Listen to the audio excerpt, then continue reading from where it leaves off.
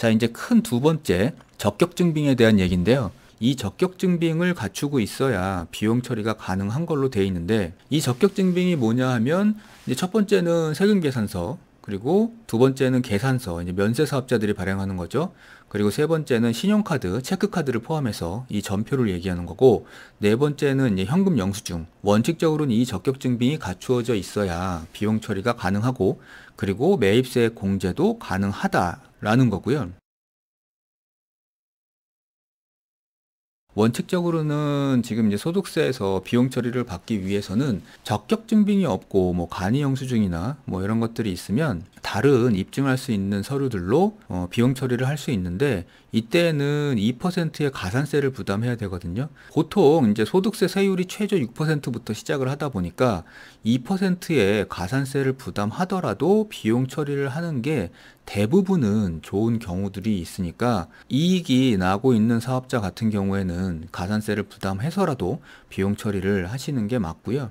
그리고 또 하나, 이 적격증빙 같은 경우에는 소득세하고 부가가치세를 나눠 가지고요. 일단 소득세 쪽에서는 적격증빙이 없어도 비용으로 처리할 수 있는 경우들이 있어요. 근데 이제 부가가치세에서는 매입세 공제를 받아야 되는데, 매입세 공제를 받기 위해서는 이 적격증빙이 없으면 할 수 있는 방법이 없다는 거.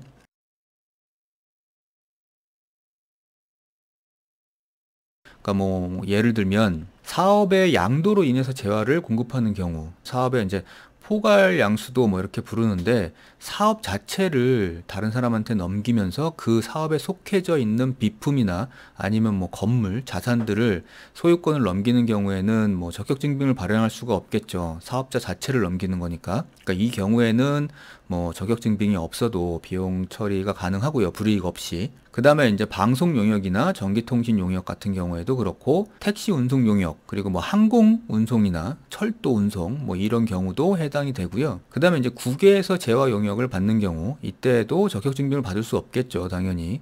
그 다음에 이제 농어민으로부터 재화나 용역을 공급받는 경우에도 적격증빙 발행이 안 될 거고요. 그리고 이제 뭐 부동산 임대 용역, 그러니까 내가 부동산을 임차했는데, 뭐 예를 들어서 상가를 임차했는데 거기에 이제 임대료를 지급하잖아요. 그러니까 임대료를 얘기하는 게 아니라, 그 부동산을 임대하고 있는 임대사업자는 임대소득을 신고할 때 그 전세 보증금, 그러니까 월세도 보증금이 있죠. 그러니까 보증금에 대한 간주 임대료를 계산하거든요. 그리고 그 간주 임대료에 대해서도 부가세를 내는데, 이거를 임차인한테 부담시키는 경우가 있어요. 그러면 이제 이 부분에 대해서는 임대인이 세금계산서를 끊어줄 수가 없기 때문에 이 경우에도 적격증빙 없이 비용으로 인정하는 경우가 되겠고요. 그 다음에 이제 아예 적격증빙이 발행이 안 되는 경우, 그러니까 이게 적격증빙뿐만 아니라 간이영수증이 됐던 뭐가 됐던 뭐 발행 자체가 안 되는 비용이 있죠. 그러니까 뭐냐면 인건비, 그러니까 뭐 직원들 고용했을 때 그 급여에 대한 인건비도 되고요. 프리랜서나 이런 분들하고 일을 하게 되면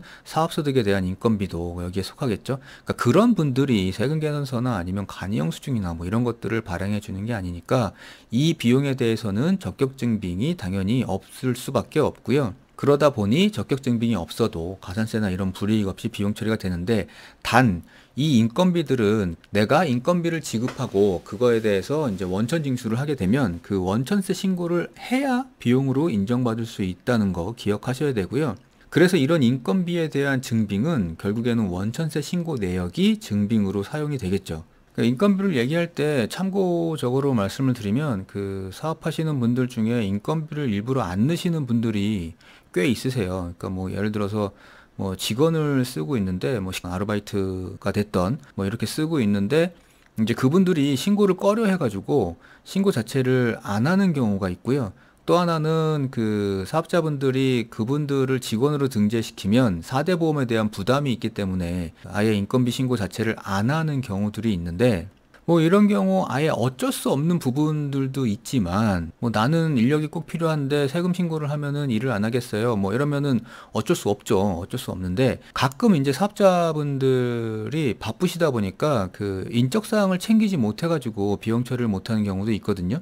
그걸 이제 뭐 한두 달 이렇게 일을 하시고 나가시는 분인데, 처음에 그 인적사항을 챙기지 못하면 나중에 받기가 되게 어렵기 때문에, 그러니까 이런 경우에는 이제 그러려고 그런 게 아닌데 뭐 이런 경우도 인건비 신고를 못하게 되는 경우가 되겠죠. 이러면 이제 비용 처리를 못하게 되는 거고요.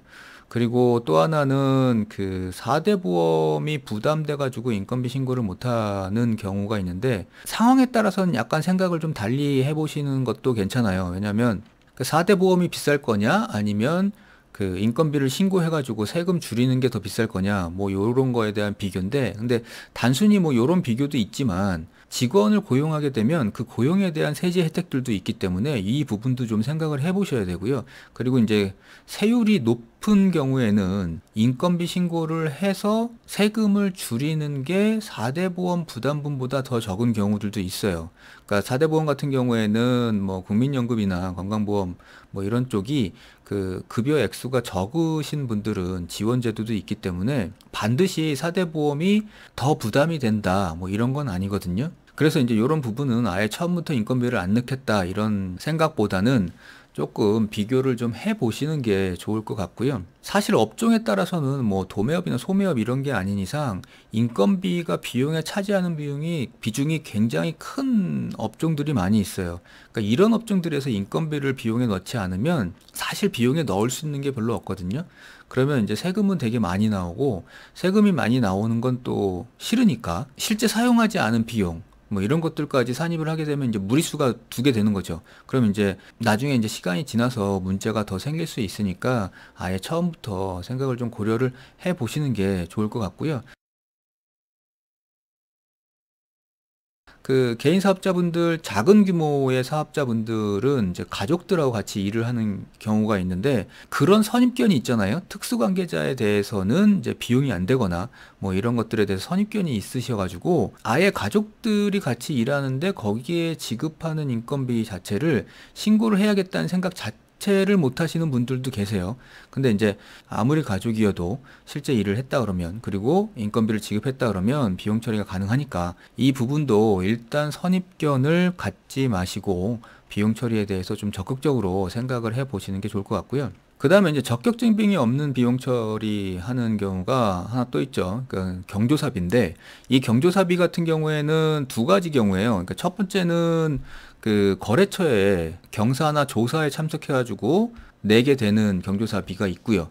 그 다음에 이제 두 번째는 사내에서 직원들이 뭐 상을 당하거나 아니면 결혼해가지고 내게 되는 경조사비가 있는데, 이런 경조사비는 적격증빙 자체가 있을 수가 없겠죠. 그래서 이제 적격증빙이 없이 그 비용 처리를 하게 되는데, 이런 비용 처리를 할 때 증빙은 이제 결혼식 같은 경우에는 청첩장, 그리고 뭐 장례식 같은 경우에는 부고문이나 뭐 이런 것들을 증빙으로 사용하게 되는데, 사실 이런 서면으로 돼 있는 증빙이 없는 경우들이 많기 때문에, 뭐 예를 들어서 부고 문자가 온 문자 캡처나 아니면 카카오톡으로 온 캡처 뭐 이런 것들을 증빙으로 사용하면 되고요. 그 다음에 이런 경조사비에서 하나 알아두셔야 될 거는 이제 금액적인 한도가 있는 경우가 있죠.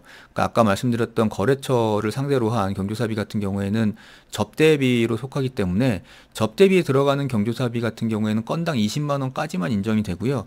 20만 원을 초과하게 되면 인정을 받을 수 없다는 거 기억하셔야 되고, 또 하나는 그 직원들한테 그 나가는 경조사비 같은 경우에는 세법상 명확히 한도는 없어요. 금액상.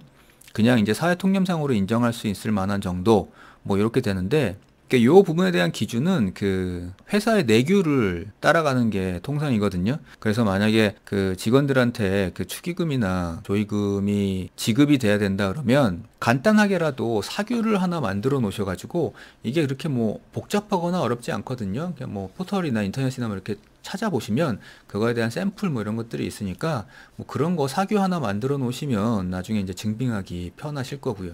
그 다음에 이제 적격 증빙이 없는 비용들로 많이 나오는 경우가 월세예요. 내가 이제 사업장을 자가로 소유하고 있으면 모르는데, 임차를 한 경우라면 이제 매월 월세를 내야 되거든요.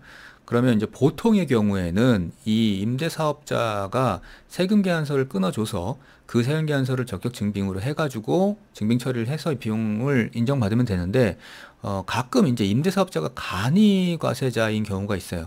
그러니까 이런 간이과세자 같은 경우에는 세금 계산서 자체가 발행이 안 되기 때문에 받을 수 있는 증빙 자체가 보통은 없거든요.